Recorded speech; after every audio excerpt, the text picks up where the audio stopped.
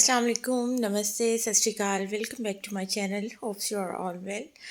तो ये रिकॉर्डिंग है जी थर्सडे नाइट की। मैं डिनर बना रही थी। रेसिपी तो मैं हमेशा आपके साथ इसकी शेयर करती हूँ, तो आज सोचा ऐसे ही दिखा देती हूँ, बता देती हूँ, क्योंकि और क्या ही दिखाएं, मतलब कुकिंग दिखानी है, क्लीनिंग दिखानी है, मेकअप दिखाना है, ये वो। लेकिन हाँ, आज तो मैं आपके साथ अपनी स्किन केयर भी शेयर करने वाली हूँ, जो मैं मंथली करती हूँ। और खैर यहाँ पर ये मैंने बना दिया। और रेसिपी अगर आपको देखनी है तो आप मेरे प्रीवियस व्लॉग्स में जाके देख सकते हैं। ये बहुत ही यम्मी बनता है और बहुत ही हेल्दी है। तो ये नॉर्मली हफ्ते में एक दफ़ा तो बना ही लेते हैं। असल में हफ्ते में एक दफ़ा बनाने की रीज़न भी ये है कि जो वेजिटेबल्स लेकर आते हैं वो फिर ख़राब होना शुरू हो जाती है ना, तो फिर होता है कि एक दफ़ा बना लें ताकि वो वेजिटेबल्स जो हैं वो यूज़ हो जाएं।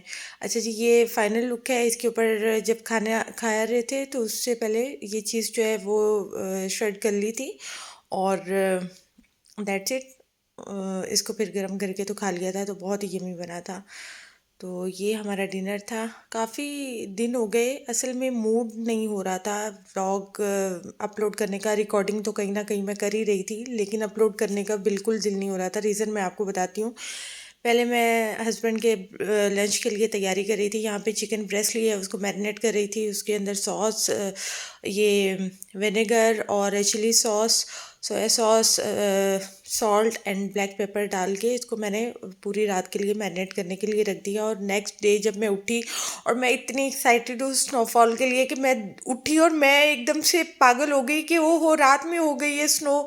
तो हस्बैंड कह रहे हैं कि नहीं, ये स्नो नहीं है, ये कुछ और है। कुछ बता रहे थे वो कि ये वो है। और बहरहाल यहाँ पर पूरा बर्फ़ बनी हुई थी। तो ये भी हमारी नेक्स्ट मॉर्निंग थी। बहुत ठंडी हो रही थी, बहुत ठंडी हो रही थी। आज थोड़ा बेहतर था, लेकिन बहुत ठंडी हो रही थी। और मेरी तो ठंड, एक तो ठंड की वजह से मैं परेशान हूँ, और एक मतलब 3 बजे रात हो जाती है, मगरिब मगरिब हो रही है, नहीं, 3:55 इस तरह से हो रही है। और उससे पहले ही अंधेरा होता है, उससे पहले बहुत छोटा दिन है, जिसकी वजह से इतनी कोई अजीब सी हालत हो रही होती है। ये मुझे बताइएगा ये क्यों हो रहा है। खैर, नेक्स्ट मॉर्निंग हो गई है, और ये मैं इसको इस तरह से फॉइल पेपर में निकाल लूँगी। जो है वो चिकन मैंने रात में मैरिनेट किया था हस्बैंड के लिए। और यहाँ पे एक बहुत बड़ा ब्लेंडर भी मैंने किया है, वो भी मैं आपके साथ शेयर करूँगी कि मैंने क्या ब्लेंडर किया है। तो एनीवे, ये इसको फॉइल पेपर में मैंने कर लिया था। अच्छा, ओवन मुझे यूज़ नहीं करना आता। ओवन है, लेकिन मुझे क्योंकि यूज़ नहीं करना आता, तो मैंने कहा रिस्क नहीं लेना भाई, सुबह सुबह का टाइम है। अब मैं ओवन के चक्कर में पड़ूंगी तो ये ना हो कि लंच वंच सब कुछ धरे का धरा रह जाए। तो इसलिए मैं इसको जो है ना वो जुगाड़ू तरीके से करती हूँ। तो जुगाड़ू तरीके के लिए मैंने कुकर जो है उसमें पानी डाला थोड़ा, और मैं स्टीमर लेकर आई थी यहीं से ही। उसको मैंने रखा, और इस तरह से फॉइल पेपर में अच्छी तरह लपेट के इसको मैंने उसमें रख दिया। 10 to 12 मिनट के लिए मैंने इसको प्रेशर कुकर लगा दिया था, और ये बहुत अच्छा कुक हो गया था। और इनफैक्ट हस्बैंड बहुत तारीफ़ कर रहे थे कि जूसी था, बहुत सब कुछ प्रॉपर था, उसके स्पाइसेस वगैरह सब कुछ प्रॉपर थे। और इसके साथ मैं एक एवोकाडो, ये कोई बहुत बड़ा नहीं है, नॉर्मल साइज़ का है एवोकाडो, ये इसको पील करके कट करके रख दूँगी। और साथ में वो एक पूरा चेस्ट पीस जो है वो रख दूँगी। तो ये हस्बैंड का लंच हो जाएगा।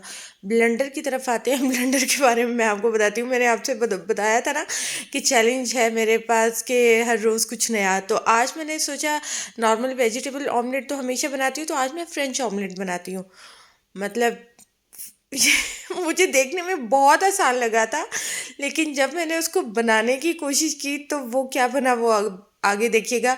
इतना वो बुरा बना। मतलब टेस्ट तो जाहिर सी बात है सही है, टेस्ट तो ख़राब हो ही नहीं सकता ना। क्या ही डला था उसमें, अंडे में नमक डाल के तो वो बीट करके रख लिया। लेकिन शक्ल उसकी इतनी अजीब सी बनी, वो स्क्रैम्बल एग हो गया। और साथ में फिर मैंने एक टोस्ट करके दे दिया। हालांकि अगर वो सही बनता ना ऑमलेट, तो फिर मैंने उसको टोस्ट नहीं करना था, साथ में जस्ट ऑमलेट ही देना था। लेकिन ये इतना अजीब सा, उसका तो भाई इतना ज़बरदस्त बनता है, और मेरा तो ये स्क्रैम्बल एग हो गया था। तो ये एक ब्लंडर हुआ। फिर मैंने फाइनल लुक भी नहीं दिखाई। मैंने कहा या तो कुछ अच्छा बनाऊं तो आपको फाइनल लुक दिखाऊं, जब नहीं अच्छा बना तो क्या ही आपको फाइनल लुक बनानी।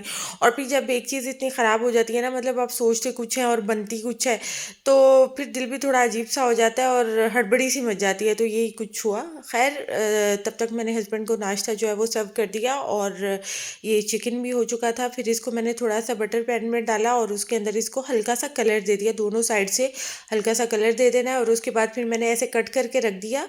और मेरी एक सिस्टर कह रही थी कि बॉक्सेस में, प्लास्टिक के बॉक्सेस में गर्म खाना डालना भी अनहेल्दी होता है। तो डियर मैं जानती हूँ, लेकिन सुबह सुबह इतनी जल्दी मची होती है कि क्या ही किया जाए। लेकिन मैंने फिर भी इसको रखा था, थोड़ा ठंडा होने के बाद किया उसमें। फिर आज मैंने बॉक्स में रखा। तो यहाँ पर जी हस्बैंड के जाने के बाद आज जुम्मे का दिन था, तो मैंने सोचा कुछ सेल्फ ग्रूमिंग कर ली जाए। तो काफ़ी दिन हो गए थे, मैंने कलर नहीं किया, हेयर कलर नहीं किया, तो मेरे बाल पूरे नीचे से रूट्स ब्लैक हो गए थे। तो वो बड़ा अजीब सा अनटाइडी सा लग रहा था। तो मैंने क्या किया कि सोचे चलें कलर कर लेते हैं, और मैं खुद कर सकती हूँ कलर, तो मैं आपको भी बता देती हूँ किस तरह से करते हैं। तो ये कलर बॉक्स में से ये चीज़ें निकली थी। एक ट्यूब था, एक उसका डेवलपर था, और एक उसके साथ कंडीशनर था, ग्लव्स थे। तो ये सब कुछ था। तो मैंने क्योंकि जस्ट अपनी रूट्स को कवर करना था, क्योंकि बालों में तो ऑलरेडी मेरे कलर है, तो मैंने रूट्स को कवर करने के लिए हाफ़ क्वांटिटी इसकी ली थी, हाफ़ ही ट्यूब ली और हाफ़ ही डेवलपर लिया, और उसको मिक्स करके तो इस तरह से मैंने कर लिया।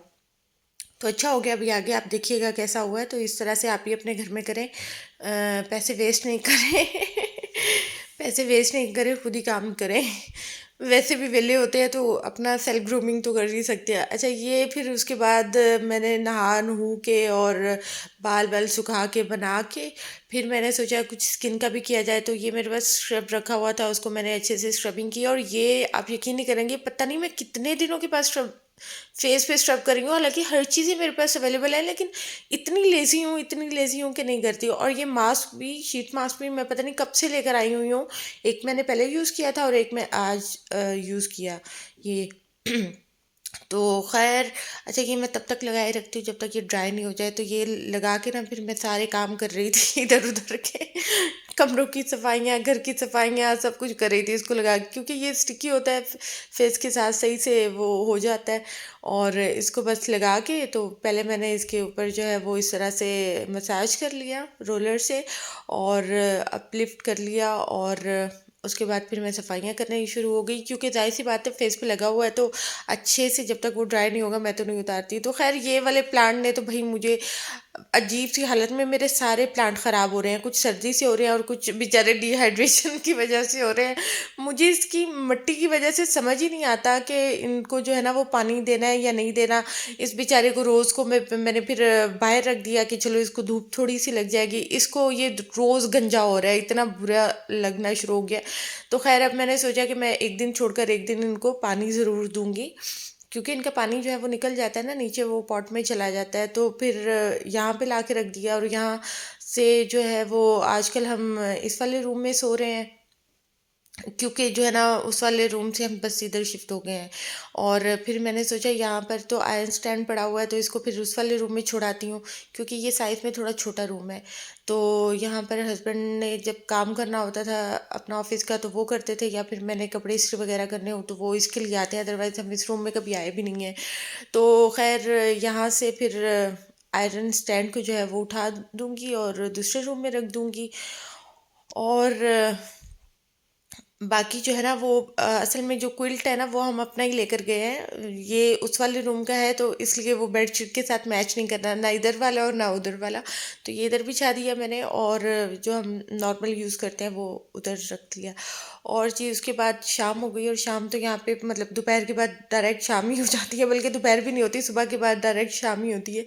तो यहाँ पे काफ़ी क्रिसमस की तैयारियाँ हो रही हैं और बहुत ज़्यादा। और यहाँ पे जो हैरो कॉलेज है, बॉयज़ कॉलेज है, वहाँ पर इतना बड़ा क्रिसमस ट्री लगा हुआ था कि जब भी हम गुजरते थे तो मुझे याद ही नहीं रहता था रिकॉर्ड करने का। और आज मैंने पहले से कैमरा ऑन किया कि आज मुझे उसको रिकॉर्ड करना है, और आज वो था ही नहीं। ढूंढ रहे हैं भाई कहाँ गया, और बाद में पता चला कि जब हम वापस आए तो पता चला कि वो था, लेकिन उन्होंने उसकी लाइट्स ऑन नहीं की हुई थी, यहाँ पर था वो, तो उन्होंने उसकी लाइट्स ही नहीं ऑन की हुई। तो लेकिन वापसी पे ना उसका एंगल नहीं सही बनता, क्योंकि ऑपोजिट ये देखिए ये रहा, तो वापसी पे उसका उस तरह से एंगल नहीं था, उधर से सामने से सही से होता है, इधर से।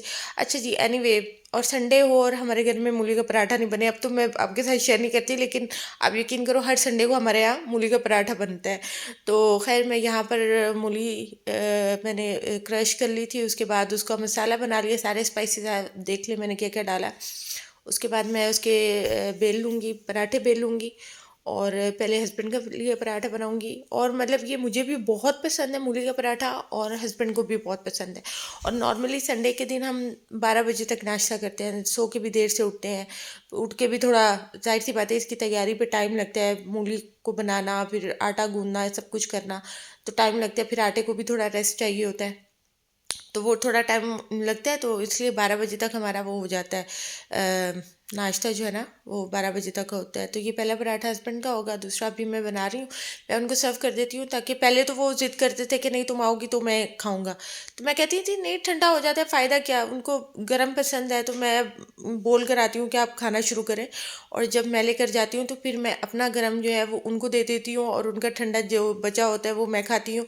और मतलब उसके हिसाब से वो मेरे वाले गरम से ले लेते हैं। मैं कहती हूँ आप ठंडा छोड़ दें, मेरे वाले गरम में से आप ले लें आधा। ये देखिए जी, और इस तरह ये से चिड़िया आई है, पता नहीं कहाँ से आई है बेचारी, और ये फंस गई है, तो इसको अब मैं निकालती हूँ।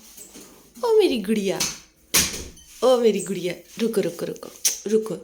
ओ कितनी क्यूट है, कितना क्यूट है तू, कितनी क्यूट है तू, कितनी क्यूट है तू। चलो खोलती हूँ, एक मिनट, ये लो, जाओ, इधर से जाओ ना, इधर से जाओ, जाओ, ये चली गई। तो जी ये खिड़कियाँ वापस से क्लीन हो रही थी। ये तकरीबन 2 महीने के बाद वापस से हमारी विंडोज़ जो हैं वो क्लीन हो रही थी। तो मैंने सोचा मैं आपको भी दिखा दूँ कि इस तरह से होती हैं हमारी विंडोज़, हर 2 महीने में होती है। पहले जब हुआ था तो मुझे ये था पता नहीं कब कब होंगी, लेकिन अब मैंने नोट किया हर 2 महीने के बाद होती हैं। एनीवे, अगर आपको मेरा व्लॉग अच्छा लगा है तो लाइक शेयर ज़रूर कीजिएगा। अपना ख्याल रखिएगा, दुआओं में याद रखिएगा। जहाँ रहें खुश रहें, आबाद रहें। अल्लाह हाफिज़।